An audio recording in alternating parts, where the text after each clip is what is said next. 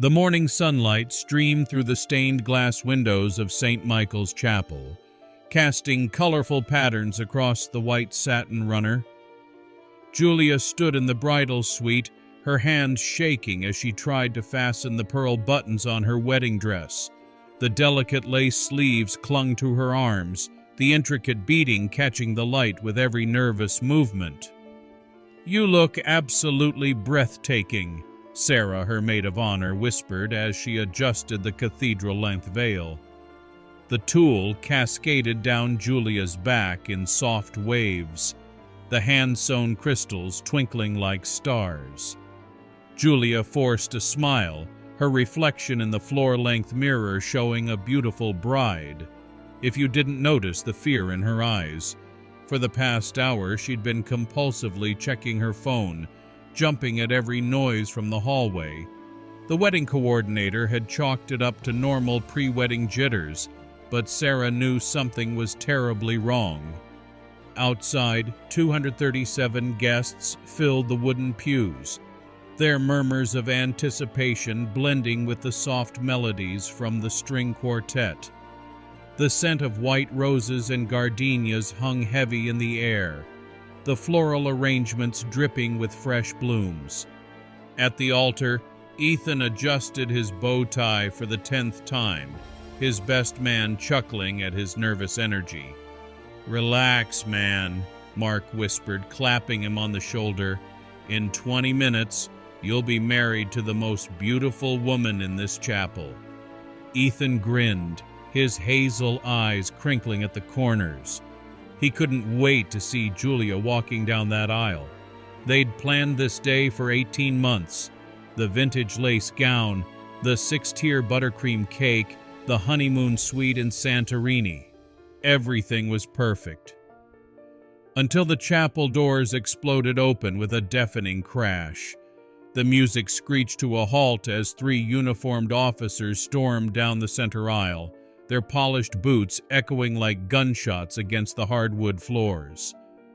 Guests gasped, some standing in alarm as the lead officer, a broad-shouldered man with cold blue eyes, reached the altar. "Julia Harper," his voice boomed through the sound system. "You're under arrest for felony embezzlement." Ethan's smile died instantly. "What the hell?" He stepped between the officer and Julia, who had just appeared at the chapel entrance, her father's arm frozen mid-step. The sunlight caught the tears already streaming down her face. The officer produced handcuffs with practiced efficiency.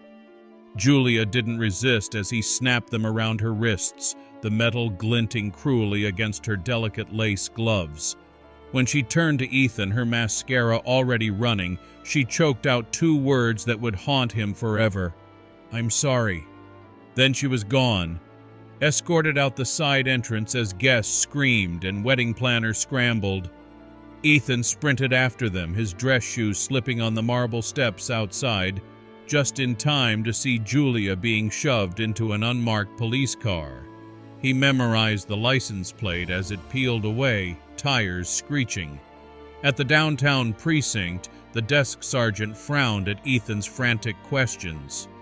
"No arrests matching that description today," he said, typing slowly, "and no officers by that name on duty." Ethan's knees nearly buckled. If the police didn't have Julia, who did? The answer came from Robert, their wedding photographer. While reviewing his shots from the bridal suite, he noticed something chilling. In every photo, Julia's eyes were locked on the window.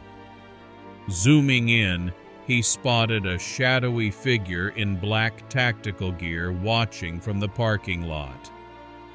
"That's Jason Lindsay," Ethan whispered, recognizing Julia's ex immediately. The decorated police officer who'd been dishonorably discharged after assaulting a suspect. The man who'd sent Julia 63 texts the night she broke up with him. The stalker whose restraining order had expired last month. What followed was a waking nightmare. Using Jason's old patrol routes, Ethan and Robert tracked him to an abandoned precinct house on the outskirts of town. Inside, they found Julia still in her wedding dress, now torn and stained, locked in an old holding cell. Jason had recreated their wedding, complete with wilted flowers and a smashed cake, in the empty bullpen. "You weren't supposed to find us," Jason sneered, raising his service revolver. "She was finally mine again." The standoff lasted 17 excruciating minutes before SWAT breached the building. Julia's screams still echo in Ethan's dreams.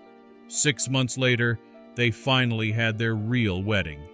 This time, as Julia walked down the aisle, her scars hidden by long sleeves, her bouquet shaking slightly, every guest was a police officer. When they kissed, the chapel erupted in applause so loud it shook the rose petals from the pews. Robert's final photo shows their genuine smiles, the kind that only comes after surviving something unspeakable. Because true love isn't about perfect weddings. It's about fighting like hell to keep each other safe. And as for Jason, he'll be watching their anniversary parties from a prison cell for the next 25 years. The terrifying truth?